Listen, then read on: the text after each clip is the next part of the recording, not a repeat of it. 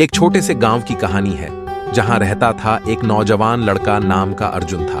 वह गांव में सबसे प्यारे और उत्साही था। लेकिन एक दिन गांव में एक चमत्कार हो गया। अर्जुन ने सुना था कि गांव के पास एक जादुई जंगल है। जंगल में जाकर उसने एक रहस्यमय औरा का पता किया। रात को जंगल में एक विशेष समय पर जब चांदनी आसमान को आच्छादित करती है, वहां एक पुरानी पेड़ से बजती हुई मिट्टी सी ध्वनि सुनाई देती थी। अर्जुन ने वहीं जाकर पाया एक चमत्कारी वृक्ष जिसमें रहता था जादुई पक्षी राजा। पक्षी राजा ने अर्जुन को देखकर कहा, तू यहां कैसे आया? ये जगह आम लोगों के लिए नहीं है। अर्जुन ने कहा, मुझे जीवन में कुछ अद्वितीय चाहिए।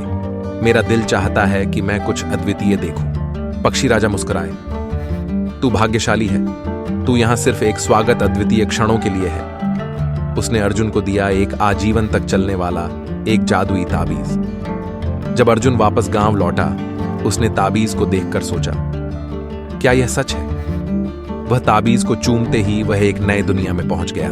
पहली बार जब वह ताबीज को चलाया, वह एक विशाल उड़ान भर लिया। उसने देखा कि वह आकाश में तैर रहा है, सितारों के बीच। अर्जुन को यहां वहां ले जाते हुए वह एक मासूम से गांव को भी देखा जो उसके सपनों से भरा हुआ था। एक दिन अर्जुन ने एक रहस्यमय देश देखा जहां वृक्षों में बातचीत होती थी और फूलों ने गाने गाए। उसने अपनी ताबीज से सुना कि इस देश का नाम संगीतपुर है। वहां रहने वाले लोग भी थे अद्भुत। वहां का हर एक व्यक्ति कुछ विशेष कला में माहिर था। अर्जुन ने भी वहां के लोगों से सीखा और अपने दैहिक और आत्मिक रूप से विकसित हुआ। संगीतपुर में अर्जुन ने एक सुंदर सी लड़की से मिली जिसका नाम लव्या था। उनकी मुलाकात से ही उनमें एक दूसरे के प्रति अद्भुत मेल हो गई थी।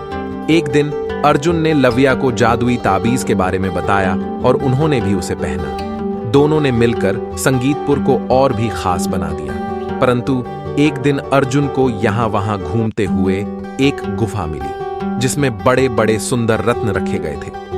वह रत्न उड़ान की शक्ति से भरे थे। एक पुरानी पुस्तक से पता चला कि इन रत्नों का उपयोग केवल सच्चे और निर्मल दिल वाले व्यक्तियों को ही करना चाहिए।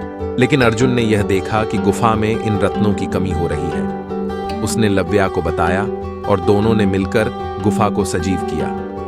रत्नों की शक्ति से वे लोग अपने गांव को और भी सुंदर बना सकते थे। लेकिन एक शरारती आदमी ने यह सब देखा और वह रत्न छुपाने का प्लान बनाए बिना नहीं रहा। वह आदमी रत्नों को चुरा लेने का प्रयास कर रहा था। लेकिन तभी अर्जुन और लव्या ने उसे रोक लिया। उन्होंने समझाया कि दुनिया को बेहतर बनाने के लिए हर किसी को मिलकर काम करना चाहिए। उन्होंने अपने गांव को रत्नों की शक्ति से सजीव किया और सभी लोगों ने मिलकर सुंदरता का प्रमोट किया। इस कहानी से हमें यह सीखने को मिलता है कि अगर हम मिलकर काम करते हैं तो हम किसी भी मुश्किल को पार कर सकते हैं और अपने सपनों को हकीकत में बदल सकते हैं।